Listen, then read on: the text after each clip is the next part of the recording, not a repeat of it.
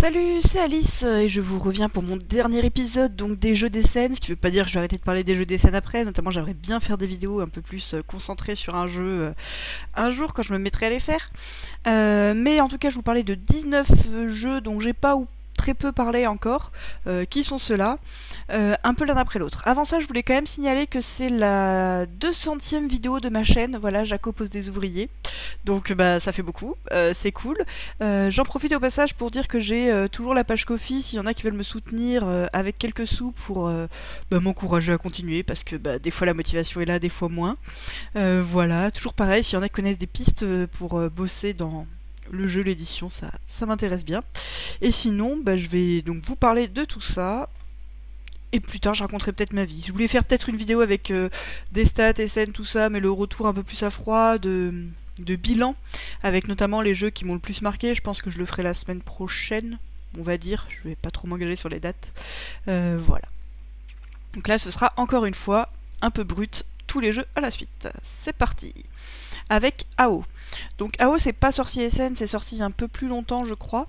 C'est un jeu donc de pose d'ouvriers avec un choix simultané de régions dans lesquelles on va être et un côté un peu guerre où on va se pousser quand on voit la même région que quelqu'un d'autre sur lequel on peut jouer avec une phase de guessing pour volontairement se faire pousser ou pas. C'est pas extrêmement méchant. Et ensuite on va pouvoir donc placer un ouvrier donc sur une ville qui va contenir un dieu, ce qui va nous permettre d'invoquer ce dieu si on a les tuiles dans notre pyramide pour, et après de faire une action soit de construction soit de récolte à chaque tour. Le principe du jeu est vraiment cool, la manière de scorer les points aussi. Côté édition, c'est une catastrophe, faut savoir vraiment ce que fait chacun des dieux. C'est laborieux à cause de ça, c'est vraiment dommage.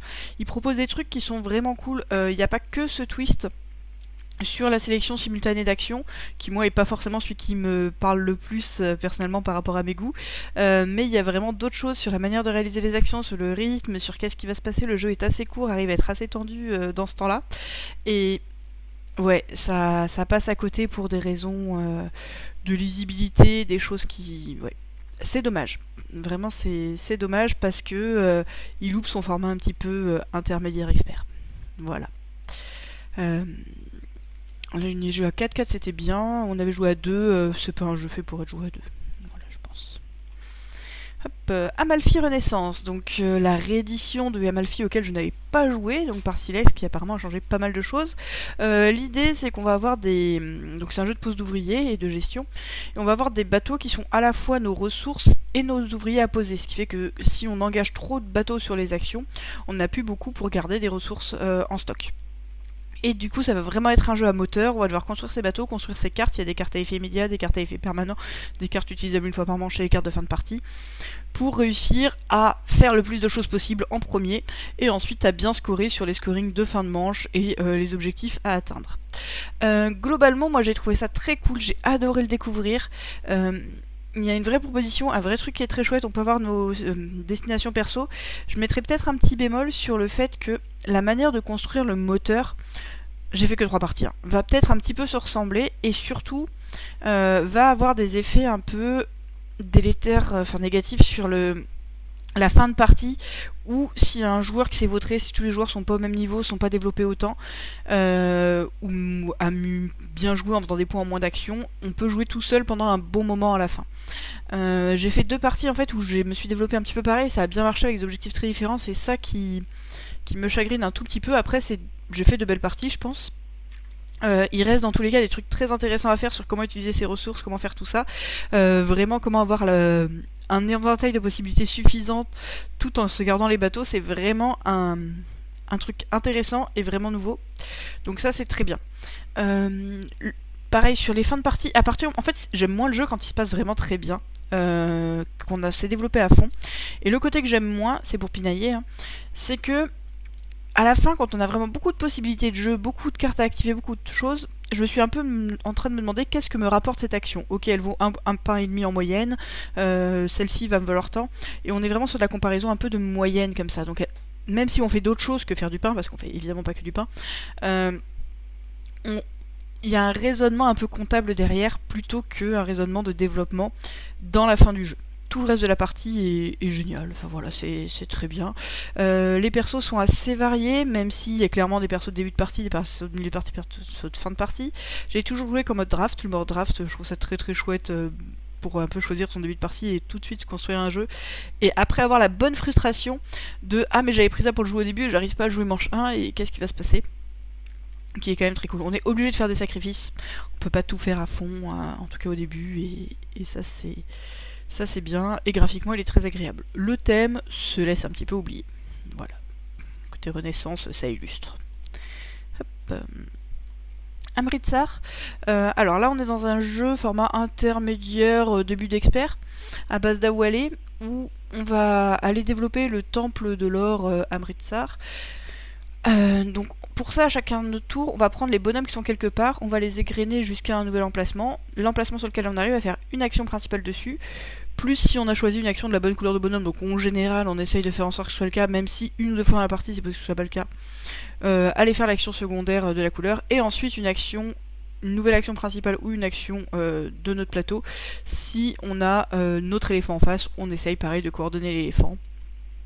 C'est rare qu'on puisse pas le faire de manière intéressante. Ces actions secondaires sur notre plateau, c'est aussi des choses qui vont se nourrir quand les autres vont nous activer. Donc si on a mis une action en face du bonhomme jaune, chaque fois que quelqu'un active une action avec un bonhomme jaune, on active notre propre action. Au début, on a l'impression que c'est juste les couleurs, mais ces 4 couleurs de bonhomme sont vraiment 4 orientations de jeu. Les pistes de revenus, les constructions, le développement du plateau, le marché et récupérer des ressources. Donc ça donne une certaine visibilité à tout ça. Livrer, c'est ce qui va permettre de faire des points, principalement, même s'il y a aussi d'autres manières de faire un petit peu des points à droite à gauche. On le fait via les actions donc secondaires, enfin les actions d'éléphant ou les actions où les autres nous activent. Tout ça, ça donne une combo plutôt sympa, on a besoin de se développer au début, à la fin on est quand même pas mal développé, on peut tout développer si on a envie, c'est pas obligatoire pour gagner en fonction de ce qu'on a envie de faire comme action, mais on va pas mal développer nos plateaux au cours de la partie, il n'y a pas une grosse tension sur le fait d'être capable de placer un truc de plus sur le plateau. Voilà, globalement j'ai trouvé ça sympa, il lui manque peut-être un petit truc pour moi pour sortir du lot qui apporte vraiment plus, mais il est fluide, ce système d'Awale marche bien, il a la petite flexibilité qui fait que c'est pas trop bloquant, il y a de l'opportunité mais pas que, parce qu'on essaye un peu de se dire ah ben je vais vers cet axe, je vais essayer de faire ça. Du coup c'est assez sympa. Voilà, j'en ferai peut-être pas 400 parties non plus. Donc l'extension Dark Nova, j'en ai fait 2 parties seulement pour le moment, peut-être 3. C'est assez chouette, ça rajoute des cartes, ça rajoute un peu de variabilité. On est vraiment sur les mêmes bases, côté feeling de jeu, il n'y a pas une grosse différence, c'est même quasiment exactement la même chose. Mais c'est toujours cool d'avoir un peu plus de ce qu'on aime pour y jouer. Le matériel est un peu plus cool, il y a des trucs pour faire tourner un peu plus la rivière. Il y a des manières de se sortir peut-être un peu plus cool. Ça réduit peut-être la sensation de blocage des fois, je sais pas. Voilà. J'ai pas eu de grosses différences d'impression en sensation de jeu, mais j'adore Ark Nova, je vais y jouer plein de fois, je veux toujours plus de cartes. Voilà. Hop. Beer Pionnier. Donc Beer Pionnier, je sais plus si j'en avais déjà parlé, mais ça va être un jeu de pose d'ouvrier. J'avais essayé à 2, c'est pas un jeu pour jouer à 2, c'est vraiment un jeu pour 4 joueurs avec donc de la pose sur ce plateau. Et un principe plutôt cool qui est que il y a 1 ou 2 places par case d'action, mais ces cases sont associées à des valeurs. Et la valeur, ça nous permet de faire la somme avec notre ouvrier pour faire une action secondaire si on dépasse 6. Bon, c'est un petit truc, mais qui fait que ça nous permet de faire plus d'actions. Après, ça va vraiment être un jeu de combo pour réussir à brasser notre bière le plus rapidement possible pour faire des livraisons. Donc on a des cartes en main qui sont multi-usages, une qui permet d'augmenter notre plateau, un qui fait une action immédiate en général assez sympa, et un qui permet de faire une action de livraison. Il y en a toujours 2 parmi ces 3 sur chaque carte. Et il y a une rivière de cartes. Les livraisons c'est important, c'est comme ça qu'on fait des points, et ça nous dit livrer tel et tel type de bière avec un certain nombre de tonneaux pour faire des points. Quand on va les livrer, on va faire des points de victoire, et le truc c'est que le jeu s'arrête dès que quelqu'un arrive à 20 points. Donc il faut vraiment se concentrer sur faire quelques trucs bien et assez vite, et pas essayer de tout développer à fond. Il y a des développements sur le côté de bâtiments, des développements de revenus, des développements de tas de trucs. Vraiment la gestion de ce timing est assez cool, et la pose d'ouvrier est avec différents types d'ouvriers, donc on va avoir 2 ouvriers normaux qui vont jouer au milieu, peut-être 3, un camion qui va pouvoir faire que des actions spéciales au milieu, une action d'ordre du tour et une action d'administration chez nous. Chacun de nos tours, on joue un de ces trucs-là. Donc il va y avoir plus de courses évidemment sur ce qui se joue au milieu que sur l'ordre du tour ou l'administration. L'administration, il n'y a vraiment pas de course, mais des fois c'est ça qui va nous permettre de redémarrer une production ou d'avoir un truc disponible au moment pour aller faire l'action intéressante derrière si on ne nous l'a pas piqué. Et donc l'attention, l'interaction là-dessus est très chouette, ça marche bien. C'est pas du très très gros, on est dans du jeu expert, hein, mais c'est relativement court, relativement fluide, si ce n'est qu'il est en allemand, donc il y a assez peu de texte, il y a quelques mots-clés, donc si on parle un tout petit peu allemand et qu'on est capable d'apprendre quelques mots-clés, ça passe. Moi je le fais avec le téléphone en traduction instantanée, ça passe bien aussi, et il y a eu le fichier de correctif, enfin de cartes en anglais pour mettre dans des sleeves éventuellement. Bref, ça, moi je trouve que ça se joue en allemand, que ça rajoute presque au charme, parce que c'est un jeu qui est très très allemand quand même, hein. C'est un Spielfabrik qui est... Spiel, Fable, bref, un éditeur très très allemand, avec un Thomas Pilzer qui est un auteur qui fait des jeux très très allemands. Là, il n'y a pas de charbon, étonnamment. Mais, mais oui, donc on brasse de la bière en Allemagne et on ressent vraiment ce jeu typiquement allemand, avec de la pose d'ouvrier, assez tendu sur les objectifs, interactif sur le placement, plein d'interactions indirectes. Voilà, c'est chouette. Kabanga. Kabanga, là on est dans un petit jeu de cartes qui est un jeu de défausse, plutôt fun, qui va pas chercher très très loin non plus. Moi il m'a pas halluciné, il a beaucoup plu à d'autres. L'idée c'est que à notre tour, donc il y a comme ça 4 couleurs au milieu, on va remplacer une des deux bornes sur une couleur. Par exemple, si je mets mon 1 sur le bleu, sur le 4, ben je vais poser cette carte, et tous ceux qui ont des cartes entre 1 et 10 bleus vont dire Kabanga et me redonner la carte. Donc on essaye de jouer un peu tactiquement pour pas laisser d'ouverture aux autres et se dire ah là, les grosses cartes sont pas encore tombées, je vais garder celle-ci parce que je pourrai la refiler. Ça reste très léger, c'est sympathique, voilà. Pourquoi pas, je refuserai pas une partie, ça m'a pas marqué. Hop. Cosmoctopus, je trouve ça très sympa, c'est vraiment de l'engine building en assez rapide, assez cool. Il y a 4 couleurs de cartes, à chaque tour on va déplacer le Cosmoctopus qui est au milieu, faire l'action de la tuile, en général récupérer des ressources et des cartes, et ensuite on va pouvoir jouer une carte devant nous. Donc il y a des cartes qui nous font des revenus permanents un peu à la Splendor, il y a des cartes qui nous font immédiatement plein de revenus, il y a des cartes qui nous font déposer petit à petit des ressources dessus pour récupérer des tentacules, parce que le but du jeu et donc de récupérer petit à petit 8 tentacules autour de notre cercle d'invocation pour finir par avoir le Cosmoctopus qui arrive chez nous. Voilà, le matériel est très agréable, le jeu est très fluide, l'ambiance y est, c'est léger tout en ayant plein de références un peu cthulhuesques et assez sobre mais bien joli. Donc ouais, ça c'est très sympa, j'ai envie d'en refaire. Voilà. Hop. Fit to Print, alors ça, bon, ça a été un coup de cœur, mais bon, j'étais un peu cliente de base. C'est un jeu de pose de tuiles avec un principe vraiment à la Galaxy Trucker, où on va avoir, ou à la Mundo, on va avoir toutes les tuiles retournées face cachée au milieu, on va piocher chacun notre tour, et là, le petit truc rigolo, c'est qu'on construit pas en direct, donc le but c'est de faire la page de journal la mieux disposée, avec des multiplicateurs de points en fonction de ce qui se passe un peu dessus. Mais on va accumuler sur notre bureau des choses, en espérant que ça passe un petit peu, et en réfléchissant un peu à l'équilibre de certaines choses. Puis dès qu'on pense avoir pris assez de choses, on va passer à la phase où on va mettre en page. Et là, on va essayer de tout faire tenir de la meilleure manière qui soit dans le cadre qui nous est indiqué pour cette manche, sans avoir trop de reste, mais on a aussi un équilibre de bonnes nouvelles, mauvaises nouvelles, des photos qui sont entourées de choses qui vont valoir des points par rapport à ces photos-là, d'assez de pubs pour pas être éliminé, parce que celui qui va avoir mis le moins de pubs en tout dans la partie va perdre parce qu'il aura fait banqueroute. Donc voilà, plein d'éléments assez cool, que moi j'ai vraiment bien aimé. Et plutôt nouveau, très sympa en tout cas, très joli aussi, ce qui aide toujours. Et voilà, et c'est bien, et ça marche bien. Il y a vraiment un aspect rapidité, mais qui n'est pas non plus ultra tendu. Il y a un aspect visualisation de ce qu'on va pouvoir faire, estimation en permanence, qui marche très très bien. J'en ai fait 4 ou 5 parties sur le week-end, j'ai beaucoup aimé. Hop. Ensuite j'ai joué à Nokozu Dice. Nokozu Dice, donc un jeu de pli avec des dés qui a beaucoup fait parler de lui. Il y avait très peu de boîtes de dispo, ça a buzzé à mort, ça va sortir en français de ce que j'ai entendu dire, je sais plus par qui. Donc globalement c'est un jeu de pli, on a des cartes en main qui ont des couleurs et des numéros, on a des dés devant nous qui ont des couleurs et des numéros. Au début on va drafter les dés, donc chacun va se retrouver avec un certain nombre de dés posés devant lui, et celui qui reste va définir un atout. Donc là l'atout c'est le 4 verts, ce qui veut dire que les 4 sont des super atouts, les verts sont des atouts un peu moins forts, et ensuite les autres cartes, faut fournir à la couleur le plus gros chiffre va remporter le pli, sauf si on coupe. Voilà.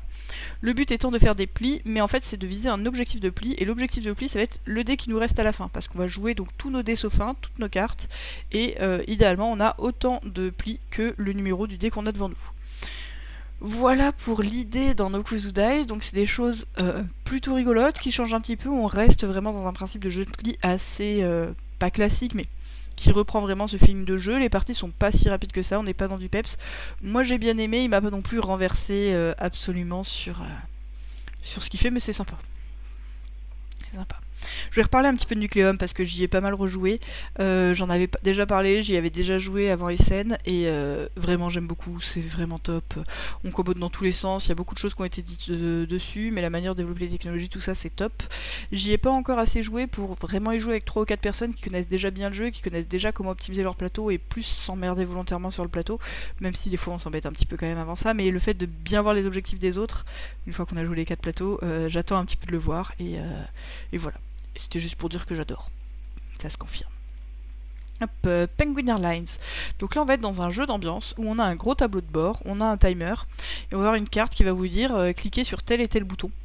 Et on joue par équipe de 2, il y en a un qui va décrire les 2 boutons sur lesquels l'autre doit cliquer, mais il voit que les boutons isolés, et l'autre doit les retrouver sur le tableau de bord, et on doit utiliser des descriptions graphiques. Clique sur l'ampoule jaune arrondie avec un bouton carré en dessous, pâle. Voilà, des choses comme ça. C'est assez rigolo, pour moi ça fait presque exercice un peu d'orthophoniste, j'ai jamais été chez orthophoniste donc j'en sais rien, mais vraiment de décomposition des idées, de réussir à donner les informations suffisantes, faut pas tricher, faut pas regarder le plateau, je pense que ça se répète un petit peu comme jeu, on n'en fait pas 800 parties non plus, mais il propose un truc, c'est plus cérébral et moins déjanté que ce qu'on pourrait croire sur la manière de réfléchir à comment bien décomposer. Il y a des niveaux plus durs que j'ai pas encore essayé. Des fois, faut faire des séquences de choses. Voilà, moi j'ai plutôt bien aimé ça. Hop. Pioneer Rails, on est dans du flip and write, où il y a 3 cartes proposées au milieu. Un premier joueur va en choisir une, puis les autres pourront faire n'importe quoi avec les 2 autres. Dans cette carte, il y a une valeur qu'on va mettre en bas pour réaliser des figures de poker, et une couleur qui va nous dire à partir de quel lieu on va construire. Et là on va construire 3 rails. Donc on dessine 3 chemins, ça se voit pas du tout sur la photo mais c'est pas grave. Et quand on arrive à entourer assez certains types de terrain, ou à séparer les vaches, ou à faire des choses, on va gagner des points de plein de manières. Le truc sympa, c'est qu'il y a vraiment plein de manières de faire des points, il va falloir faire des choix, il y a des axes qui peuvent se rentabiliser si on les fait beaucoup. Et il apporte un truc un peu nouveau là-dessus, sur la manière de scorer, c'est pas évident du tout. Voilà. Hop, ensuite j'ai joué à Regroup Chicken Army, c'est un tout petit jeu mais je trouve qu'il est très bien dans son format. On va aller avoir des cartes au milieu, chaque tour chacun en achète une et il va recouvrir partiellement son terrain jusqu'à avoir un terrain de plus en plus grand. Et à la fin de chaque tour, une fois que chacun a acheté une carte, on va pouvoir lancer une attaque magique et une attaque mentale, enfin une attaque mentale et une attaque physique sur ses voisins qui vont avoir des boucliers pour s'en défendre, ça va perdre des points de vie, quand quelqu'un est arrivé à 0, il est éliminé. La vraie règle dit qu'à plus on attaque tout le monde, nous on fait attaquer dans un sens puis dans l'autre à chaque tour, ça permet d'avoir des parties qui durent pas 3 secondes et demie quand on est plus que 2. C'est tactique, c'est rigolo, ça vole pas très haut, mais c'est très sympa dans son format, j'ai vraiment bien aimé ça. Voilà, je crois qu'il n'y a pas encore d'éditeur pour la France. Hop, j'ai joué à Robotrick, donc même éditeur que Nokozu Dice, ça a bien buzzé aussi, et ça j'ai vraiment bien aimé. C'est un jeu de pli, on est moins purement dans la sensation de pli, parce qu'en fait, la manière de faire les points, ça va être qu'on va devoir récupérer des cartes devant nous. Les 3 premières cartes qu'on récupère nous font des points positifs, les autres en négatif, et on va jouer avec un mort, donc ça se joue forcément à 3. Il y a un robot qui a son plateau révélé et qui a une manière de jouer quand il suit, quand il peut pas suivre et quand il mène, qui dit quelle carte il va jouer à chaque fois, donc on peut avoir une idée de ce qui va se passer. On sait même algorithmiquement ce qui va se passer, il n'y a pas de doute. Donc c'est soit nous, soit lui qui allons faire le pli à chaque tour. Quand c'est nous qui faisons le pli, c'est la carte qu'on récupère du robot qui nous vaut des points. Quand c'est lui qui fait le pli, notre point arrive forcément négatif chez nous, notre carte à nous. Donc il y a vraiment cette manière de faire les points que je trouve vraiment rigolote, vraiment nouvelle, et qui est très sympa. Voilà, donc ça j'ai bien aimé. Hop, Shake That City. Shake That City, on est sur un petit jeu de placement de tuiles. Un peu un solo multi, il y a quelques courses, mais globalement... on joue au même jeu en simultané. On va tirer des cubes, aléatoirement grâce à la petite boîte, qui vont se mettre en grille 3 par 3. Et chacun va choisir une couleur, par exemple les noirs, et placer les bâtiments qui correspondent dans la même forme sur notre plateau. Ça peut être écarté, il peut y avoir des choses au milieu, ça dépend vraiment de ce qu'on a tiré. Et chacun de ces bâtiments va avoir une manière de scorer en fin de partie, des trucs à la SimCity un peu classiques, les habitations veulent pas être à côté des maisons, les parcs doivent avoir une place idéale, on aime bien être en bord de mer, ça. Voilà, ce genre d'éléments, il y a des routes, il y a des différents éléments relativement classiques, et on a envie de remplir les lignes et les colonnes avec certains types de bâtiments ou de les remplir entièrement. pour marquer des points d'objectif. Ça fait qu'il y a un petit côté vraiment casse-tête sur comment on se place, et je l'ai trouvé réussi dans cette catégorie. J'ai bien aimé, j'ai envie d'y rejouer. Voilà. Donc Shake That City et le matériel donne envie d'essayer. C'est quand même bien prise de tête, mine de rien, sur le placement. C'est pas tout léger. Après, on est quand même dans du jeu petit format, mais la boîte pourrait donner l'impression que c'est plus léger que ça. Trolls et Princesses, donc ça j'avais déjà joué, j'y ai rejoué, et ça a été un petit peu une déception. Donc il y a de l'optimisation qui est plutôt sympa dans ce qu'on va faire. Après c'est vraiment de l'optimisation tactique qui enchaîne les coups, on essaye un petit peu de se développer. Je trouve qu'il manque un élément pour aller un peu au niveau au-delà. Voilà, donc je suis pas si convaincue que ça. C'est pas désagréable à jouer, mais le fil rouge dans le jeu, l'impression de satisfaction d'être content de ce qu'on a fait, elle y est pas 100% pour moi. Même si l'optimisation locale est cool, et on interagit un petit peu sur le plateau, mais comme les tours sont un peu longs et vraiment calculatoires sur comment faire les meilleures actions, on regarde pas très précisément ce que font les autres non plus. Hop, voilà. Virtual Revolution, donc ça a plutôt été une bonne surprise. Je savais pas quoi en penser après avoir essayé à partenay, on n'avait pas fini la partie. On n'est pas dans de l'expert-expert, c'est peut-être ça aussi, il faut savoir à quoi s'attendre. On est plutôt dans un jeu format un petit peu intermédiaire, où on va placer nos agents et nos serveurs dans la ville pour créer des multivers, pour gagner de l'argent, parce que les gens dans ce monde futuriste ne vivent que pour le virtuel. Et on va choisir à chaque tour pour ça une action, parmi 5, potentiellement améliorée avec les agents qu'on aura préalablement recrutés et décidé d'upgrader, donc on peut les utiliser une fois par tour, mais à n'importe quel moment on peut les upgrader pour améliorer une action. Et au moment... Enfin... Et quand on joue, donc on joue quelque part. Des fois la localisation n'a pas d'importance pour beaucoup d'actions, mais ça nous permet petit à petit comme ça de récupérer des jetons de contrôle des quartiers. Et le truc qui est un peu le sel du jeu, c'est qu'il y a pas mal d'actions qui vont nous donner de la corruption, des cartes de corruption, et on va les accumuler jusqu'à en avoir 5 ou plus. Si on a 5 ou plus à la fin de la manche, on va toutes les déclencher. Et il y a vraiment un petit mini-jeu un petit peu sur comment éviter ces effets. Donc évidemment, il y a des cartes qui vont pas nous toucher, parce que par exemple, ça va dire retirer un serveur de tel ou tel quartier. Si vous n'avez pas de serveur dans tel ou tel quartier, il n'y a pas de souci. Et vous avez des choses pour vous en prémunir, pour les échanger, pour faire des... Donc il y a de la tactique là-dessus qui est rigolote, qui change un petit peu. J'aime bien ce qui s'y passe. L'optimisation des actions est relativement classique, mais ça marche bien. Il y a une prime au dernier qui fait qu'il y a un système de rattrapage qui est un petit peu fort, mais qui est sympathique, des événements qui peuvent toucher de manière un peu injuste l'un ou l'autre, donc faut pas y chercher un truc ultra puissant. Par contre, ce qu'on essaye de faire, de développer des serveurs et de bien les scorer en fonction de certains critères, d'atteindre nos objectifs, pareil avec des critères à aller à fond sur ces trucs-là, ça fait plaisir dans un format qui est relativement léger, des actions qui sont assez simples. Voilà, j'ai trouvé ça pas mal du tout. Très plaisant en tout cas. Hop.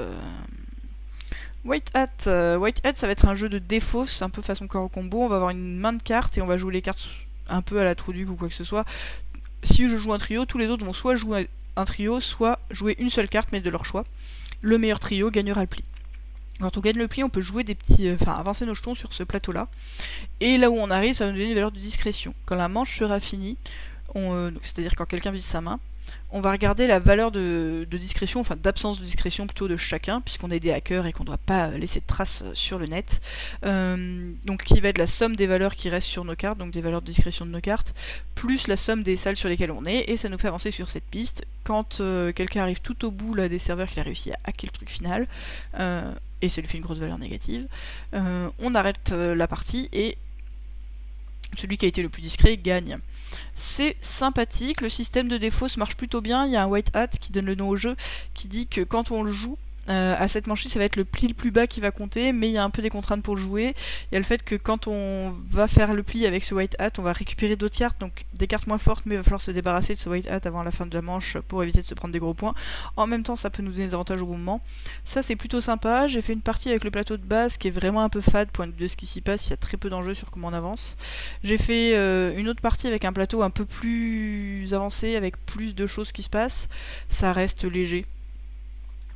Voilà, léger, pas forcément très léger dans la manière de jouer, c'est un jeu de défausse donc léger on s'y attend, mais ce qu'il apporte par rapport à d'autres jeux de ce côté-là est pas si fou que ça. Ce qui se passe sur le plateau c'est assez peu tendu, on aurait envie qu'il y ait plus de timing dans les plis parce qu'on peut s'avancer soit ou les autres, mais ça reste assez gentillé. Il y a quand même quelques fois où il se passe 2-3 petits trucs, mais ça manque un peu de fourberie sur ce côté plateau, et le jeu de défausse de la carte est sympathique, mais Voilà, pour moi il y a un petit truc qui manque.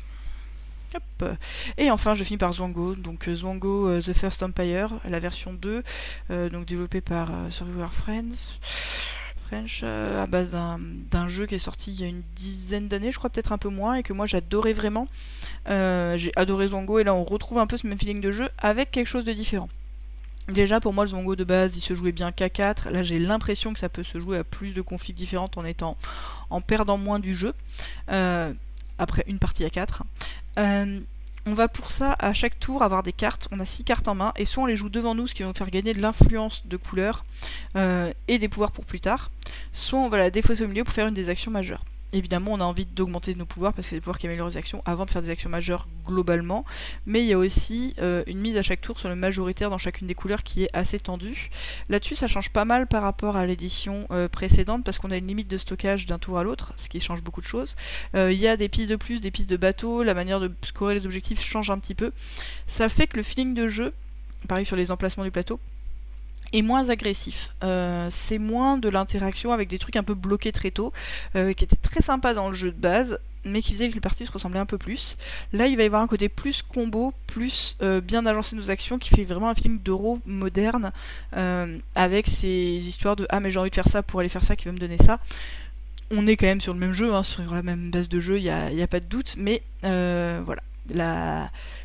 Le style de jeu a été un peu changé vers un jeu plus à combo, disons à optimisation d'action qu'avant.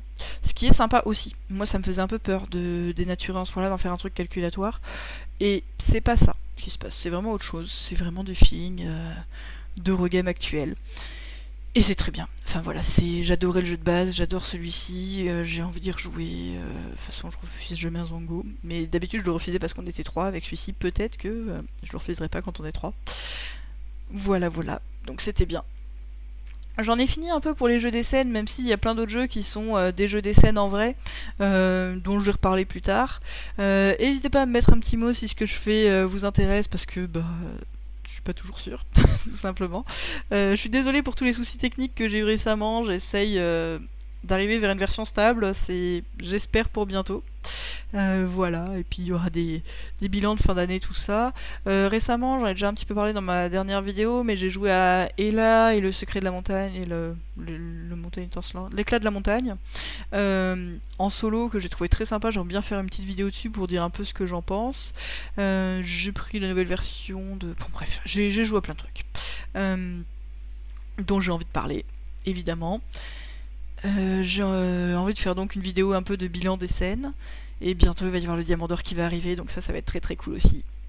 Voilà, plein de choses pour cette fin d'année, c'est le temps qui me manque plus qu'autre chose, et des fois un petit peu la motivation. Mais en tout cas, gros bisous, et puis j'espère qu'il y aura des choses qui vous auront éclairé dans cette vidéo. Salut!